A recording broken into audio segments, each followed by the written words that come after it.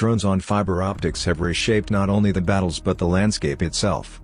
This has liberated Pokrovsk toward Dobropolye by Russian forces. Every centimeter glitters with threads of cable, a surreal web shimmering in the sun. It feels like a fantastical trap, waiting for a colossal spider to descend.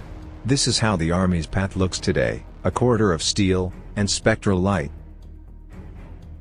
Fiber optic drones are tethered UAVs connected to their operator by ultra-thin fiber optic cables, making them immune to jamming and highly reliable for battlefield use.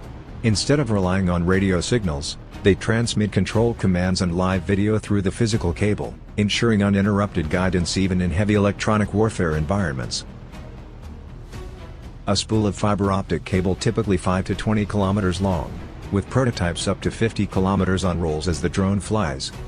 The cable carries high-speed digital signals, both control inputs from the operator and real-time video back from the drone.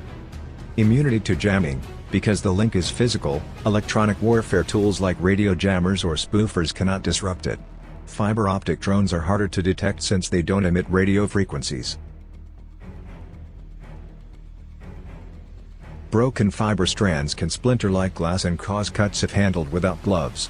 Some cables use protective layers that release mild irritants when burned or degraded. In dense fields or roads, tangled cables can snag machinery or feet and sadly affecting wildlife.